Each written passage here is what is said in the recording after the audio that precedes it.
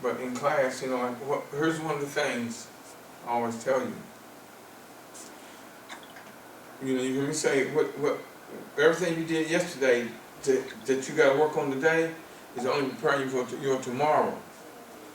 Well, I was just telling my wife that it's amazing all the books I read years and years ago, how they were the right books to read. Because now people are teaching out of the books that I read years ago. Now, the class that I was listening to yesterday on the Beta Mastermind Forum, I read that book so many years ago, but the lesson that it gave you, how it fits today, and I'm going to play that, and we're going to talk about, and you know, I was going to do a certain thing today, but I think I want to play that and discuss the 8 major points of the lesson. The name of the book is, God, that quick something, Babylon. Oh, The Richest Man in Babylon. And it's an easy 3 or 4 hour read. I mean, it's using, if you don't understand the name, then change the name to something that you'll say, okay, this is Mike, so I can see that name, you'll say Mike and know that they're talking about that same person. But this is fantastic. And I think what I'm going to do instead, I can go over this, my class I have for today, but we can use this to learn what it takes in business and how you, if you want to have money and you want to accumulate wealth, how much money you make, how little you make, always live below your means. So the easiest way to do that is, what's the number 1 rule of business? Pay yourself first. So in The Richest Man in Babylon, it says, always pay yourself first. You go to work for all these hours. You go to work for 40, 50, 60 hours a week. And you pay your phone bill, your house, your car note, your grocery bill, your fund bills, your this bill, your cable bill, your that bill, but you don't pay yourself first.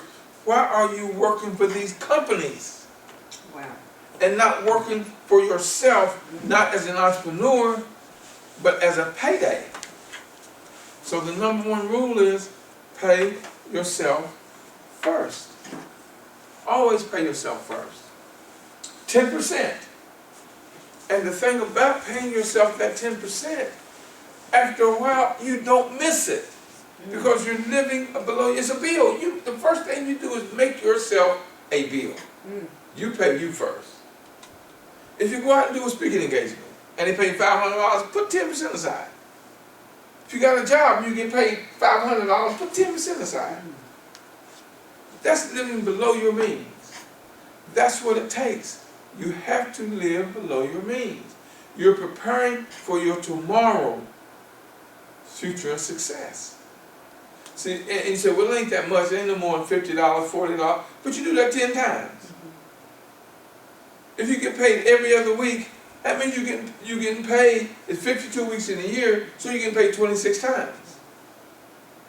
26 times 10% of your salary equals what? Times 5 years, times 10 years. How much money do you have?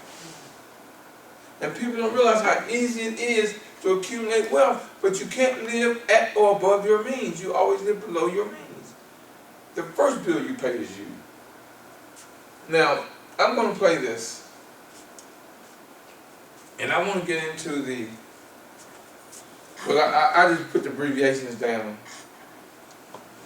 But one of the main things that they say in that is, a part of all you earn is yours to keep.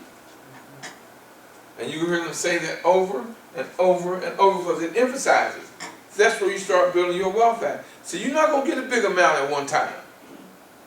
It takes a penny to make a nickel to make a dime to make a quarter to make a dollar to make a five, a five to make 10, a 10 tens to make 100.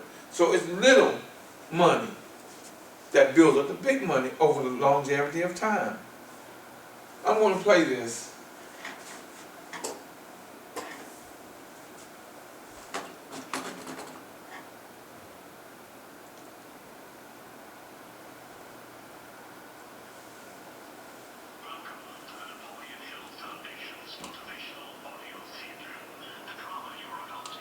An ancient secret of how to find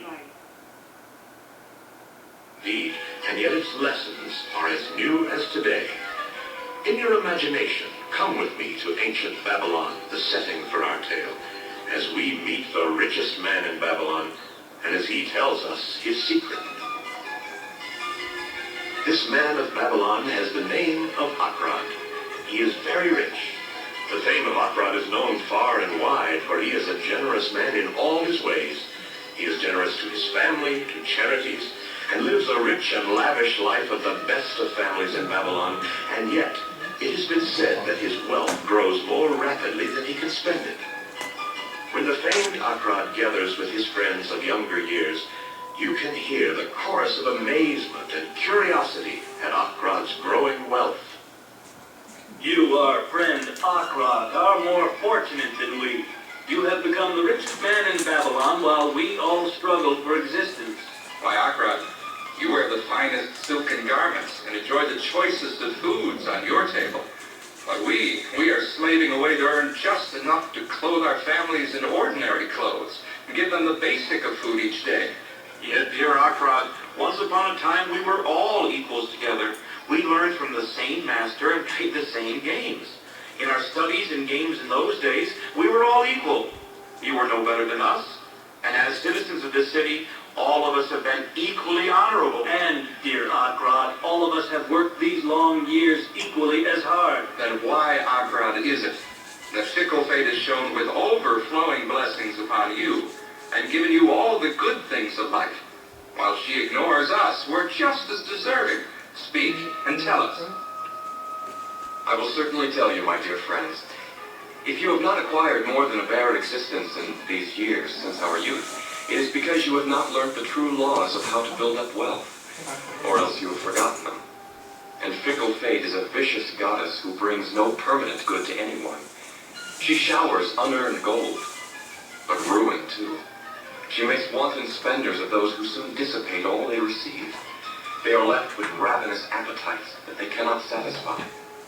Then there are others who are not spenders, but are misers. They are the ones who hoard and fear to spend, knowing they cannot replace their wealth.